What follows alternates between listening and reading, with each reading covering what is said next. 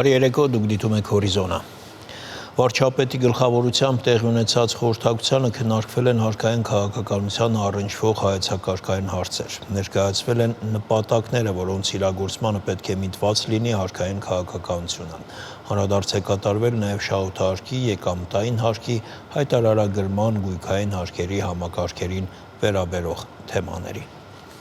Նիկոլ Փաշինյանը ընդունել է Հայաստանի պետական կառավարման մարմիններում Սփյուռքի մասնագետների ներգրավման իգործ ծրագրի մասնակիցներին։ Վարչապետը կարևորել է իգործ ծրագրի իրականացումը եւ նշել, որ ավանդական դարձած այս հանդիպումները տալիս են տարբեր հարցեր քննարկելու պետական կառավարման համակարգի Հայաստանում տեղի ունեցող գործընթացների մասին տպավորություններով կիսվելու հնարավորություն։ Այս տարի ծրագրին մասնակցում են 9 երկրներից։ Չնայած ծրագիրը մշակելու ընթացքում խնդիր է դրվել ապահովել հայրենադարձության 25%-ի թիրախ, սակայն վերջին տարիների ընթացքում իգործ ծրագիրն ավարտած մասնակիցների 70%-ը մնացել է Հայաստանում։ Հայաստանի վարչապետ Նիկոլ Փաշինյանը սոցցանցի իր էջերում հերթական գրառումն է արել, դիմելով հայ առաքելական Սուրբ եկեղեցու հավատավոր հետևորդներին։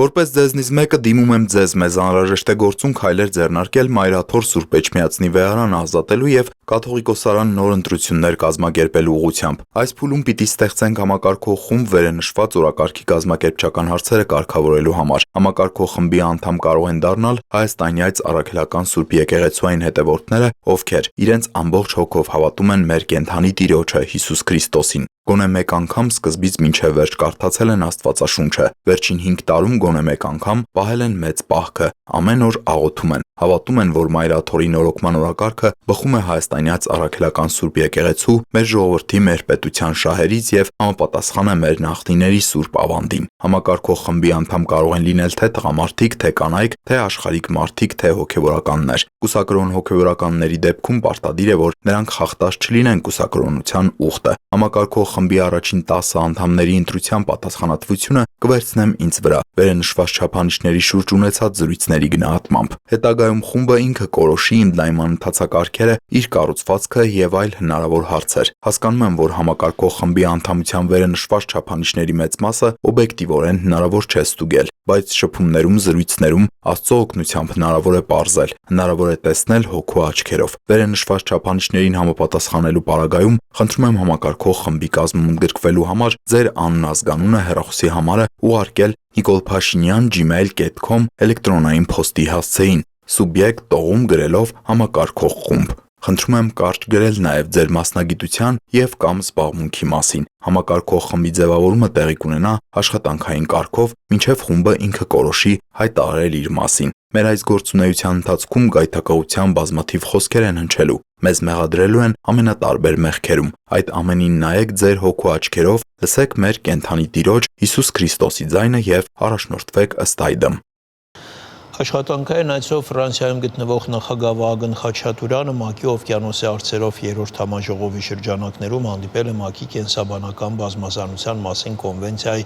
գործադիր քարտուղարի հետ։ Քննարկվել են հաջորդ տարի Երևանում կայանալիք կենսաբազմազանության մասին ՄԱԿ-ի կոնվենցիայի COP17 համաժողովի կազմակերպչական եւ բովանդակային հարցեր։ Նախագահը վերահաստատել է Հայաստանի հանձնառությունը համաժողովը բարձր մակարդակով կազմակերպելու հարցում, ընդգծելով, որ նման հարթակի հյուրընկալումը միաժամանակ մեծ պատիվ, սակայն նաև պատասխանատու եւ պարտավորեցնող առաքելություն է երկրի համար։ Օվկիանոսի հարցերով ՄԱԿ-ի 3-րդ համաժողովի շրջանակներում արտաքին գործերի նախարար Միրզոյանը Հայաստանի անունից ստորագրել է ծովային իրավունքի ՄԱԿ-ի կոնվենցիայի ներքո ազգային իրավազորության սահմաններից դուրս տարածքներում ծովային կենսաբազմազանության պահպանման եւ կայուն օգտագործման մասին համաձայնագիրը։ Սա առաջին միջազգային համաձայնագիրն է, որը կարգավորում է ծովային կենսաբազմազանության պաշտպանության հարցերը ազգային սահմաններից դուրս, որպես կայուն զարգացման ապահովման բաղադրիչ։ Համաձայնագիրը միաժամանակ ստորագրվել է 18 երկրի կողմից եւ ստորագրող կողմերի ընդհանուր թիվը հասել է 134-ի։ Նախագահ Վահագն Խաչատուրյանը հանդիպել է նաև Իրաքի նախագահ Աբդ ալ-Լատիֆ Ջամալ Ռաշիդի հետ։ Անդրադարձ է կատարվել տարածաշրջանային զարգացումներին, խաղաղությանն ու կայունությանը վերաբերող հարցերի։ Կողմերը կարևորել են տնտեսական փոխգործակցության ընդլայնումը, ընդգծվել է Երևան-Բաղդադ ուղիղ թռիչքների ներդրման անհրաժեշտությունը։ Փոխվարչապետ Մեհեր Գրիգորյանը ընդունել է Եվրասիական տնտեսական հանձնաժողովի մաքսային համագործակցության հարցերով նախարար Ռուսլան Դավիդովին։ Քննարկվել են ԵԱՏՄ շրջանակներում մաքսային կարգավորման ոլորտում համագործակցության զարգացման հեռանկարները, ԵԱՏՄ տարածքում մաքսային տարանցման ընթացակարգի արդյունավետության բարձրացման, նավիգացիոն կապարակնիկների կիրառման, էլեկտրոնային առևտրի զարգացման, մաքսային տեղեկատվության փոխանակման հարցեր։ Խորհրդարանում շարունակվում են 2024 թվականի պետական բյուջեի կատարողականի քննարկումները, այսօր զեկույցներ են ներկայացրել Կրթության, գիտության, մշակույթի, սպորտի նախարարը, Սփյուռքի գործերի գլխավոր հանձնակատարը և հեռուստատեսության և ռադիոյի հանձնաժողովի նախագահը։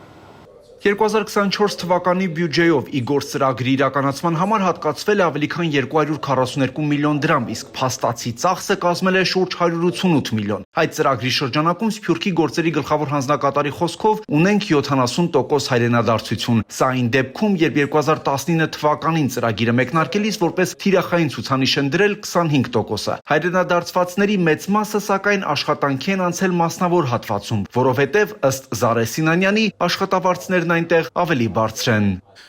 Իգորձի դեպքում, ինչպես շատ ծրագրերի դեպքում, մասնակիցների 50%-ը մոտ Ռուսաստանի հայերից են։ Եվ ի վերջո հայրենադարձության խնդրում դա եւս արտահայտվում է, այսինքն 70%-ը, որոնք մնում են, դրանց կեսն էլ մոտ Ռուսաստանից են։ Իսկ մյուսները տարբեր երկրներից են, Միացյալ Նահանգներից մինչև Չինաստան։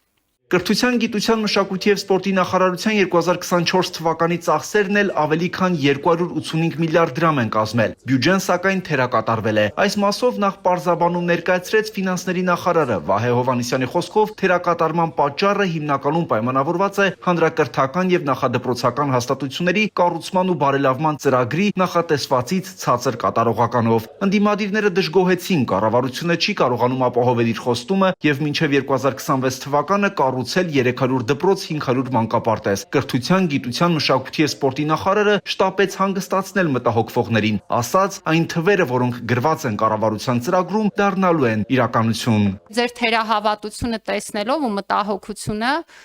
ես արդեն առաջարկեցի մեզ միանալ այցերի, սա ամենայն լրջությամբ եմ ասում։ Երկրորդ բանը, որ կարող եմ առաջարկել, այդքան մտահոգեք, շինջոկատներ ձևավորեք, գնացեք օգնեք։ Չի կարելի ի վերջո այս գործընթացի հանդեպ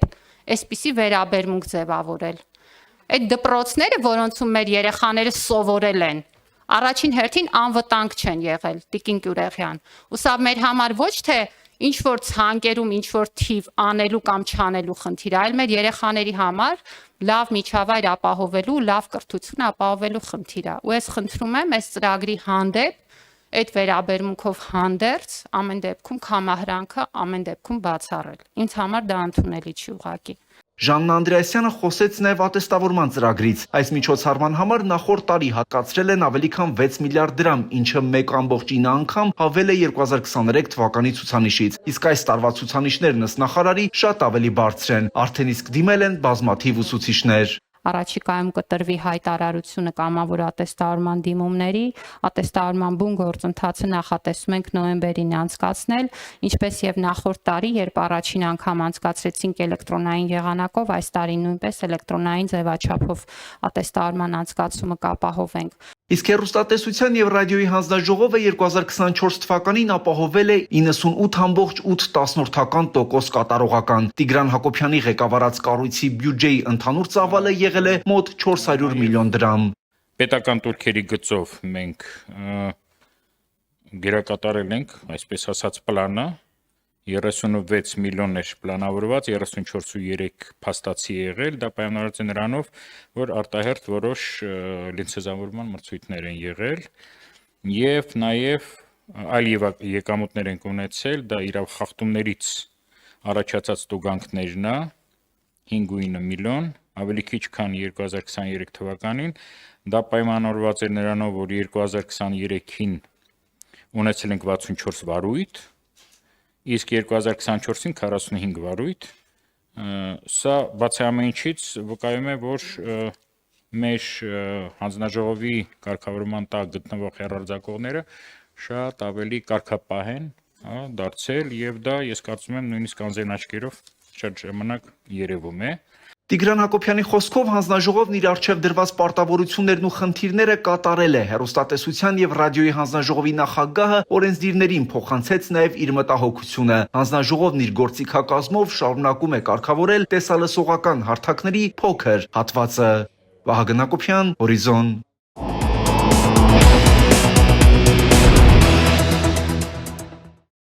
Ամերիկյան Forbes հեղինակավոր պարբերականը ծավալուն վերլուծական հոդված է հրապարակել Հայաստանի եւ Ադրբեջանի ռազմական ավիացիայի ուժերի հարաբերակցության մասին։ Ամսագիրը կանխատեսում է, որ Պակիստանից գրեթե $5 միլիարդ կործանիչներ գնելու Բաքվի պայմանագրին Երևանը շուտով կպատասխանի Ֆրանսիայից եւ Հնդկաստանից ռազմական ինքնաթիռներ գնելով։ Թեման շարունակենք Արտյոմ Երկանյանի հետ։ Արդյոք նախ ճիշտ ենք Պակիստան-Ադրբեջան այդ գործարքը կայացման փուլում է։ Մոտ 1 ամիս առաջ մամուլ թափանցեցին տեղեկություններն այն մասին, որ Ադրբեջանը Պակիստանին նոր պատվեր է ուղարկել, ուրեմն այդ կործանիչների JF-17 տեսակի կործանիչների վերաբերյալ, խոսքը այդ պատվերի ավելացման մասին է։ Դեռևս 24 թվականի փետրվարին Ադրբեջանը Պակիստանի հետ ստորագրեց պայմանագիր, որի շրջանակներում Իսլամաբադը Բաքվին 16 այդպիսի կործանիչ պետք է մատակարարեր եւ այդ գործարքի ընդհանուր արժեքը հասնում էր $1 միլիարդ 600 միլիոն։ Այդ տեղեկության համաձայն զգալիորեն ավելացվում է այդ պայմանագրի արժեքը եւ ծավալը։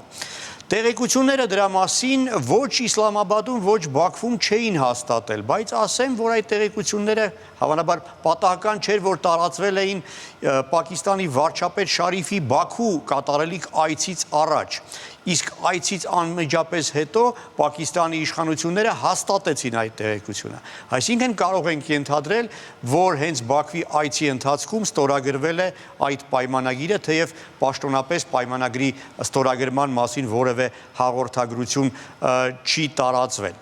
Forbes ամսագրի վերլուծաբան, ռազմական հարցերով փորձագետ Պոլ Իդանը վկայակոչելով սեփական աղբյուրները հաստատում է այն, որ Ադրբեջանը հասցրել է այդ կործանիչների գործարքը մինչև 40 կործանիչների եւ ընդհանուր արժեքը պայմանագրի կհասնի $4 միլիարդ 600 միլիոն։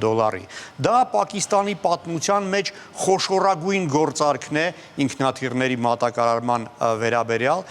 Այդ JF-17 տեսակի կործանիչները 4-րդ սերնդի կործանիչներ են, որոնք Պակիստանը ստեղծել է Չինաստանի հետ համատեղ ռուսական MiG-21 տեսակի կործանիչների հիման վրա, փոխելով եւ ժամանակակից դարձնելով։ Չինացիները այդ կործանիչը անվանում են Չեյդու Սյաոլան։ Այդ ինքնաթիռը կարող է օգտագործել նաև թուրքական արկեր եւ համակարգեր,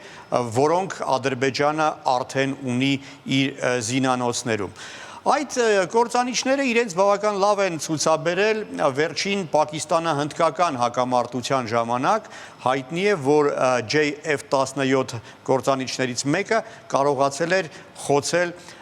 հնդկական զինոժի MiG-21 կործանիչներից մեկը։ Forbes-ը դիմել է հեղինակավոր ռազմական փորձագետ վերլուծաբան Սեմ Լիխտենշտեյնին, ով մեկնաբանել է այս գործարքը։ Լիխտենշտեյնը հիշեցրել է, որ այդ կործանիչները իհարկե ունեն թերություններից, այդ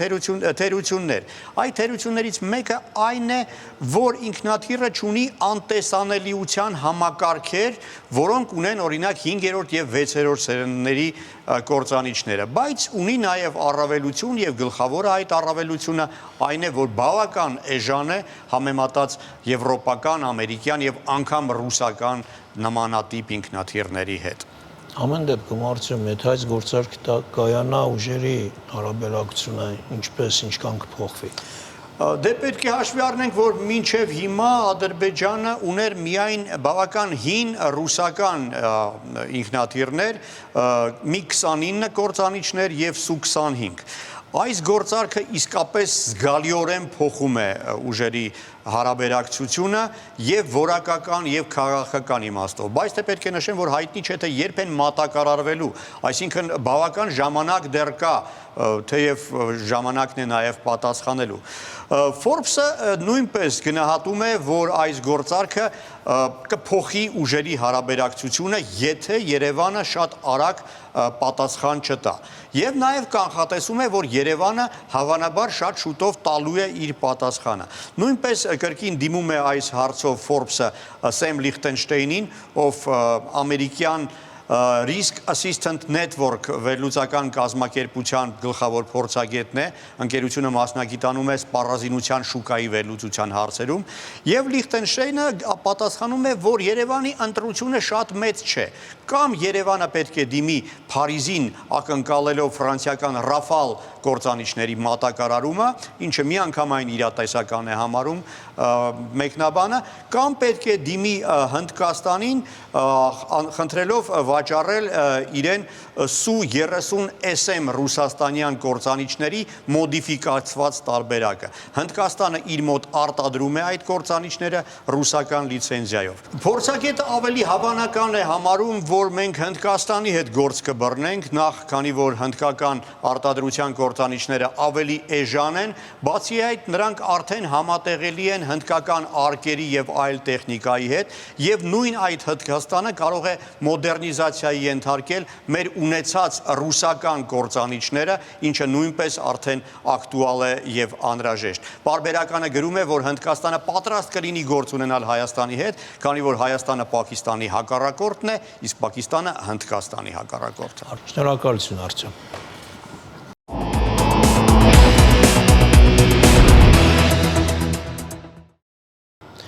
Ավարտվեց Հորիզոնի այս թողարկումը, կարճ դադարից հետո եթերը կշարունակի հեռանկարը։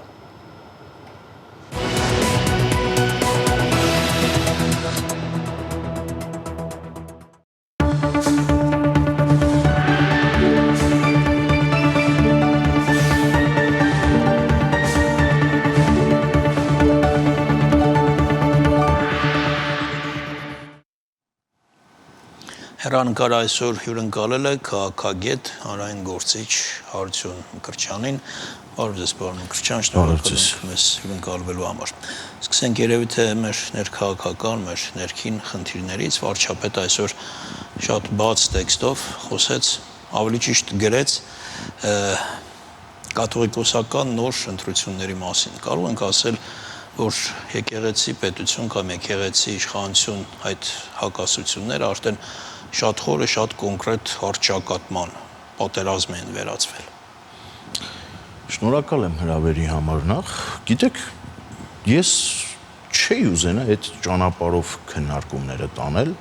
պատերազմական դրամաբանությամբ, ինչու։ Նախ որովհետև բոլորը խոսում են հայ առաքելական հոտի մաս լինելով, հոտի ներկայացուցիչ լինելով, չեն խոսում կարծես թե ի պաշտոն է, վարչապետն էլ դրա մասին է խոսում, այլ հարց է, որն զբաղեցնում է պետական բարձր պաշտոն, երկրի ղեկավարն է, մի փոքր իր խոսքը այլ ձև է անցալվում, բայց ամեն դեպքում նա շարունակում է հայ առաքելական եկեղեցու հոտի մասը լինել, իբրև մեկ այն հավատացյալներից, որ կան եւ ապրում են Հայաստանի Հանրապետությունում եւ Հայաստանի Հանրապետության սահմաններից դուրս, եւ այս տրամաբանության մեջ խոսակցություն է բացվել։ Այլ հարց, որ օրինակ հայ առաքելական եկեղեցուց արձագանքում են վարչապետին եւ սա փորձում են պատերազմական, ընդհուպ այնտեղ արյունահեղության ինչ որ պատկերներ կանխատեսել առնվազն, հա, բայց ամեն դեպքում սիրելի հայրենակիցներ, հարգելիներս, մենք բոլորս հայ ենք։ Եկեղեցին, տեսեք, էլի մի խնդրի հետ ենք մենք բախվում։ Եկեղեցին փոխանակ անգամ այսպիսի իրավիճակում, անգամ այսպիսի մթնոլորտում խնդիրների քննարկման կոնստրուկտիվ դաշտ մտնի եւ համերաշխության, միաբանվածության, կոչ անի իր հոտին, անկախ նրանից քաղաքական հայացքներն ինչպիսին են, նիկոլական, քոչարյանական, տեր-պետրոսյանական, ով ինչական ուզում ա լինի, այդ ինչականները եկեղեցու մոտ պետքա բացառված լինեն։ Բայց եկեղեցին փոխանակ էս տարբերակը ընտրի եկեղեցականներ որոշ, առնվազն մեկը խոսել է դրա մասին, չէ՞, որ ես արձագանքում եմ։ Եվ փոխանակ էս ճանապարհով գնա, փորձում է պատերազմական ինչ-որ պատկերներ բեմադրել։ Լրագրողական համայնքից մարդիկ միանում են եւ փորձում են հանրության շրջանում ներհայաստանյան կրքեր բորբոքել։ Հարգելիներս հանգիստ նստեք ձեր տեղը, ինչի համար եք առհասարակ, տեսեք որ թացը չորի հետ խառնվել է, ինչպես կասեն մեր հայրենակիցները։ Եկեղեցին ինչ գործ ունի, եկեղեցականը ինչ գործ ունի քաղաքական process-ների մեջ մտնի ախր։ Ես հասկանում եմ խոսքը որակման մասն էր, տեսեք, երբ որ խոսք է գնում գահանկեց անելու մասին, հեռացնելու մասին, դա երևի թե հակամարտություն է։ Լսեք, եւ այդ որակումները պատերազմ արճակատում հենց այդտեղից են եղել նման։ Ես պիտի խնդրեմ այդ տրամաբանության մեջ խնդիրը չդիտարկել։ Հակամարտություն, դրանից չի փոխվում, չէ՞, արունահեղություն, ժողովուրդ ջան, չկա այդպիսի բան, կա, դա եկեղեցականներից առնվազն մեկը արունահեղության ինչ որ պատկեր էր կանխատեսել ընդհանուր եկեղեցու բակն էր դրա համար իբրև թատերաբեմ հասկանալի։ Քաղաքական ուժերին էին կոչ անում նախկին նախագահներ, պատգամավորներ, այսինքն բաց խաղաքարտերով սահմանադրական նորմա արդեն իսկ սահմանադրությունը տրորվում է, որոշ եկեղեցականներ արդեն բացահայտ մտնում են քաղաքական դաշտ, քաղաքական ուժերին հրավիրում են եւ արունահեղությունների պատկերներ են բեմադրում, հանգստացեք, խոսքը դրա մասին չի, խոսքը հայ առաքելական եկեղեցու որպես ինստիտուտ առողջացման, հզորացման մասին է, որից հավաստիացնում եմ այնքան էլ ուրախ չի լինելու առաջին հերթին իրենց կողմից այդքան մատնանշվող, ծեծվող Ադրբեջանի եւ այդ հոգեվոր առաջնորդ Փաշազադեն։ Ինչից սկսվեց այս ամենը, ինչու այսքան խորացավ եւ ի վերջո ձեզ պետությունն է ելը եկեղեցու դեմ, թե եկեղեցին է ելը պետության դեմ կամ իշխանությունների։ Հերվից կանգ սկսեց դեռևս 2020 թվականից, երբ որ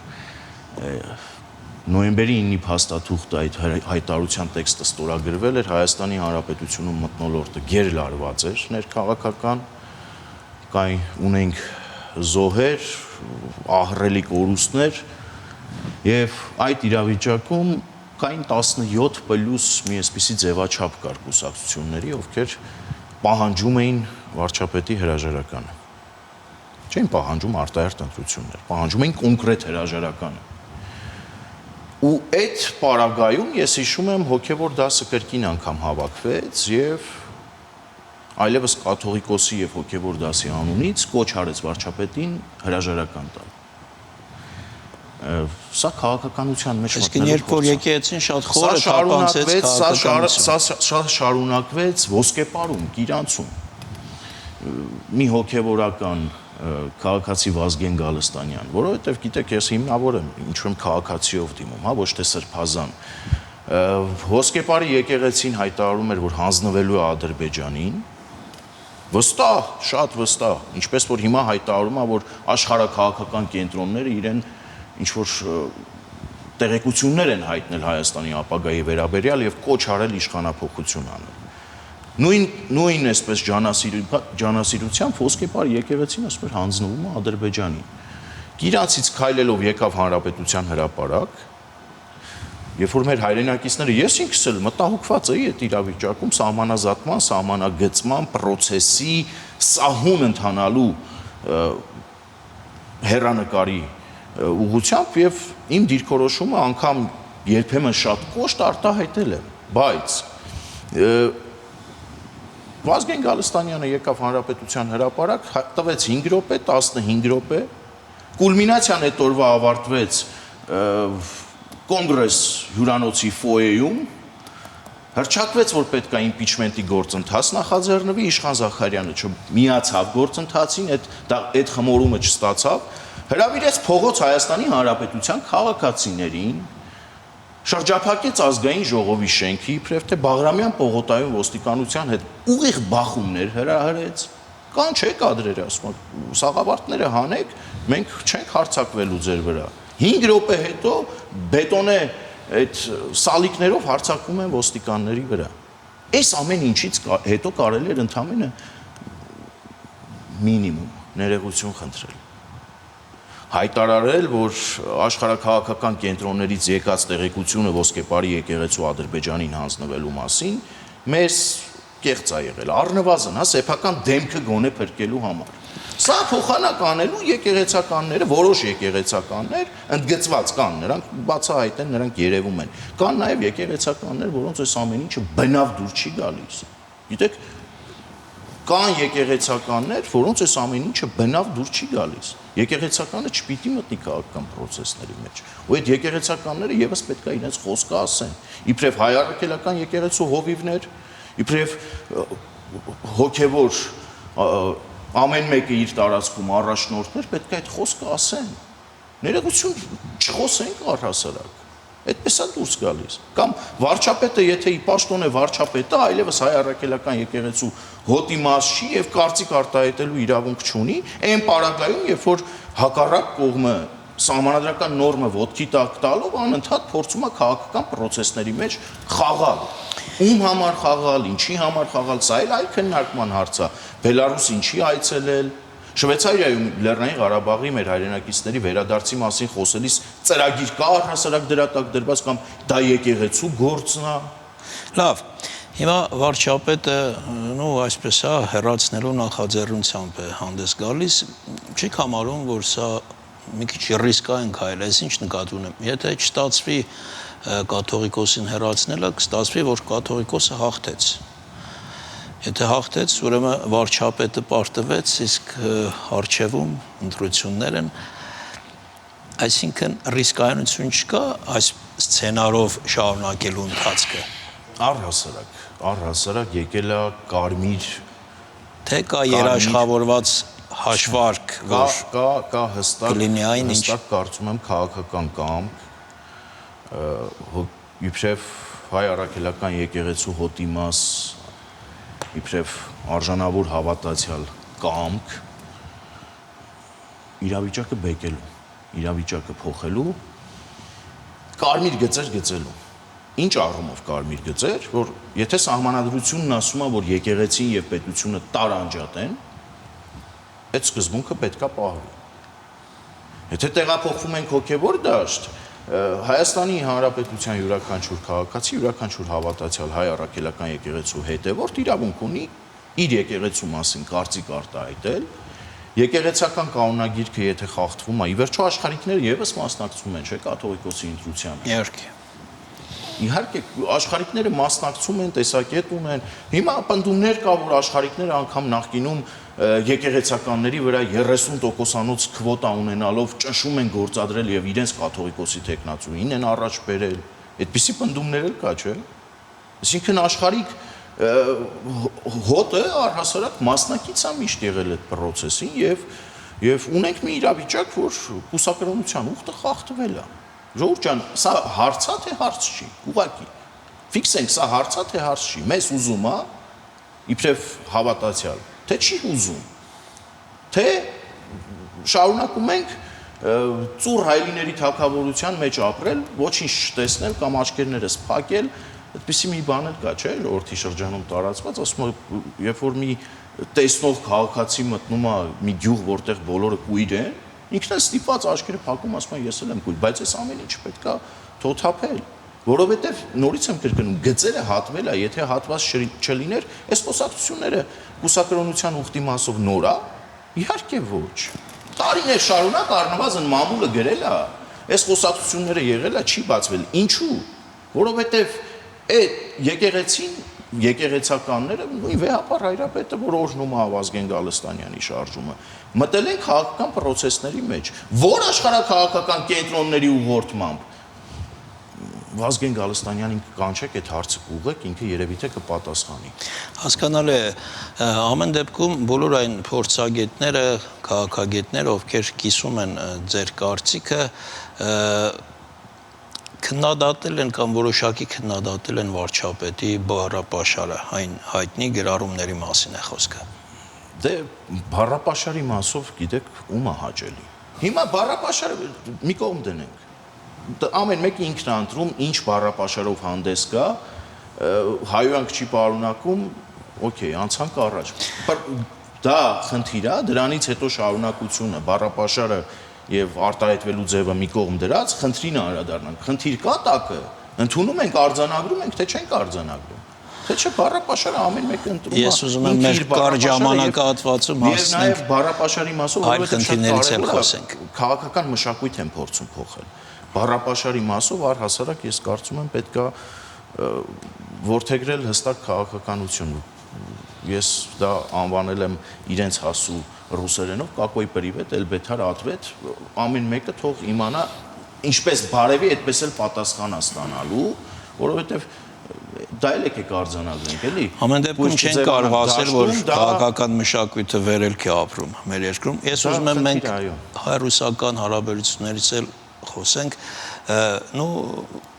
վերջի շրջանում երկու բարձրաստիճան պաշտոնյաների Լավրովը, հետո Մատվիենկոյի այցեր եղան Հայաստան, ինչի համար էին այդ այցերը, ինչ տվեցին մեզ եւ ինչ որ բան փոխեցին հայ-ռուսական հարաբերություններում կամ պետք է առասարակ ինչ որ բան փոխել այդ հարաբերություններում։ Նախ սա հաջորդեց կարծում եմ Նիկոլ Փաշինյանի մայիսի 9-ի այդ Վլադիմիր Պուտինի կողմից կազմակերպված զորահանդեսի մասնակցությունից։ Կոնկրետ իրադարձության հետ կապում էր մայիսին։ Սա ազդակ էր Ռուսաստանին, որ հայերը մարսում են կարծես թե ամեն ինչ։ Լավրովն եկավ հստակ կարծում եմ կուլիսային առաջարկներով Սյունիքի պահանջներով կապված, գուցե պահանջներով, գուցե առաջարկներով, նրանք դա փաթեթավորեն իբրև առաջարկ, դա բայց մենք բոլորս էլ գիտենք, որ մահակը գլխների սպառնալիք են։ Լավրովի այցից անմիջապես հետո կրկին անգամ տեղից խոսեց Զախարովան Լավրովի շուրթերով, որ Հայաստանի Հանրապետությունը մերժում է Սյունիքի մարզում հյուպատոսարանի բացման Ռուսաստանի ցանկություններն ու առաջարկները։ Բացվեց Ֆրանսիայի հյուպատոսարանը Գորիսում, Ֆրանսիայի արտգործնախարարի այց եւ Մատվիենկո։ Հարաբերությունների վերաիմաստավորման մասով կարծում եմ խնդիր կա եւ մենք պետք է այդ խնդիրը դնենք սեղանին։ Հայկական կողմը պաշտոնապես հայտարարել է, որ չի պատրաստվում այդպիսի խնդիր դնի եւ չկա այդպիսի խնդիր։ Ամեն դեպքում ես կարծում եմ այդ ճանապարհով պետք է գնալ, որովհետեւ հայ-ռուսական պայմանագրերն ըստ երևույթին նաեւ չգործող պայմանագրեր են։ Եկեք այստեղ էլ եկեք իրականության հետ առերեսվենք, որովհետեւ ելի ես պնդում եմ 30 տարվա մեր ձախողումների հիմնական պատճառն այն է եղել, որ մենք իրականության հետ կապը միտումնավոր խզել ենք ու իրականության հետ չենք առերեսվել, չենք բախվել։ Հիմա էլ նույն այդ խնդիրը կա, եկեք առերեսվենք իրականության հետ։ Ես թարմ փաստ հիշեցնեմ Պուտինի խորհրդական Մեդինսկին գրառում էր արել, որը դուր չէր եկել ադրբեջանցիներին, որտեղ այնտեղ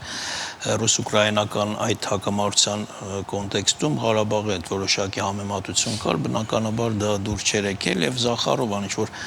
երկող խոսքեր էր ասել, որ համատեքստից պետք չէ դուրս բերել եւ Ղարաբաղը Ռուսաստանը ճանաչում է որպես Ադրբեջանի մաս։ Մի խոսքով ես այդ մասին չեմ ուզում խոսել, բայց գիտեմ, որ դիվանագիտական բառապաշարում հենց այնպես խոսքեր չեն ասվում։ Մեդինսկու խոսքի մեջ ինչ կար, ինչ որ ակնարկ կար, ինչ որ մեսիջ կար, ինչի մասն էր այդ խոսքը եւ Ղարաբաղի հետ համեմատությունը։ Առհասարակ։ Եկեք մի բան մի դասական գործիչ կար, ասում էր ձուկը գլխից է հոտած։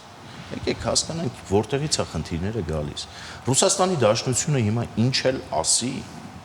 ինչի հետ էլ համեմատի, հրեշտակի թևեր հագնի, այստեղ դեսանտներ իջացնի, իրավիճակը չի փրկելու։ Հստակ գծեր կա, որ պետքա ճանաչել։ Որտեղ է սկսվում Հայաստանի Հանրապետության սահմանները, որտեղ ավարտվում։ Տարածքային ամբողջականության ճանաչումը, հապկ մեխանիզմների չկիրառումը, ԵԱՏՄ-ի անընդհատ իբրև մահակ մեր գլխին կիրառումը, մենք տեսնում ենք, չէ՞, գործիքակազմը հիբրիդային պատերազմի մեր դեմ կիրառվում է։ Այդ լոլոները ընդհանրապես հետաքրքիր չգիտեք, ես այսպես կմեկնաբանեմ, որովհետև նախ Հայաստանի Հանրապետության քաղաքացիների գիտակցության մեջ է բան փոխվել Ռուսաստանի Դաշնության մասով, եթե մենք խոսենք այս ամեն ինչի մասին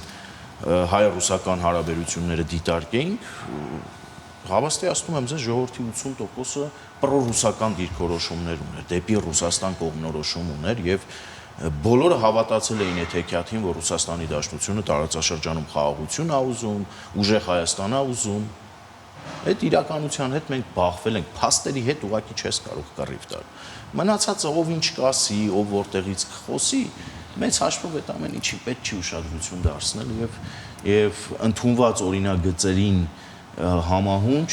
ազգային ժողովի կողմից դեպի հավաքական արևմուտք, որ ասում եմ, դա Միացյալ Նահանգները այս համատեքստում չեմ դիտարկում, մեզ համար դեպի Եվրամիություն քայլեր ձեռնարկելն է։ Ռուսաստանի Դաշնության այդ բարձրաստիճան պաշտոնյաների այցը, այդ փորձագիտական շրջանակների, օգնականների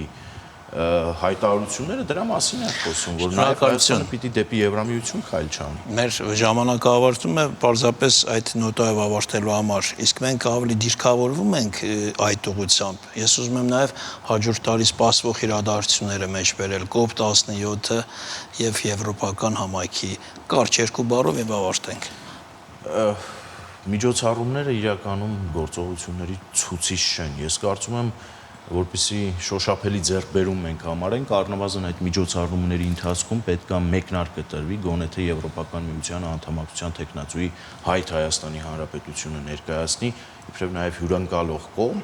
ու բանակցի կողմերի հետ այս ուղղությամբ։ Երբ որ այս գործողությունն արվի, որովհետև օրինագիծը ազգային ժողովում կա, սա այլևս օրենք է, օրենքի ուժ ունի, ու հիմա ակնկալում ենք գործողություններ։ Որպես այդպեսին ես այս պահին շոշափելի ինստիտուցիոնալ պայմանագրային հենքի վրա այդպիսի գործողություններ չեմ տեսնում։ Բանակցություններ, շփումներ, խորացված հարաբերություններ դա կա, չեմ կարող շղթել։ Շնորհակալություն։ Այսքան արգել հեռուստատողներ, մեր հյուրն էր քաղաքագետ Հարություն Մկրտչյանը։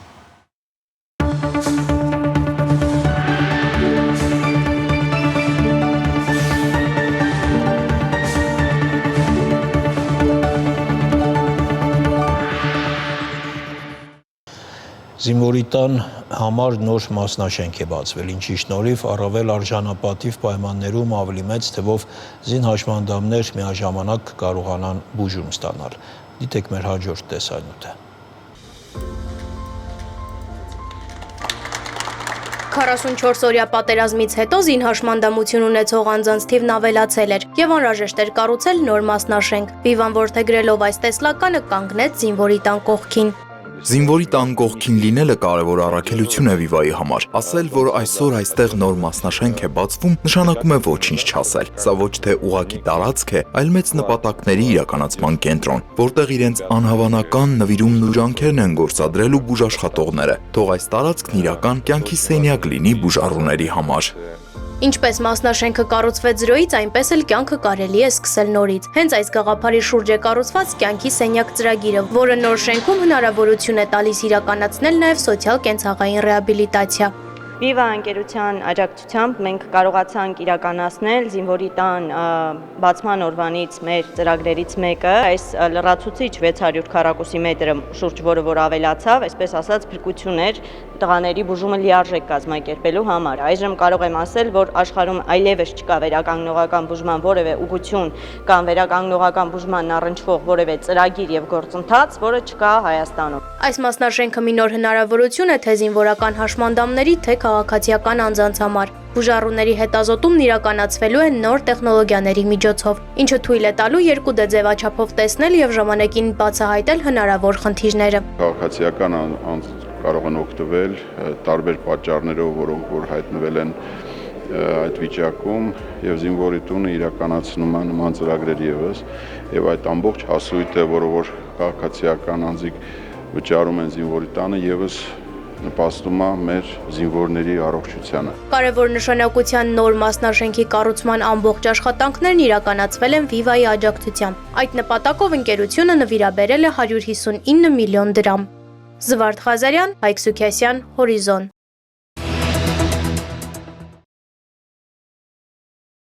Հորիզոնում այսօր այսքանը։ Բարի գիշեր։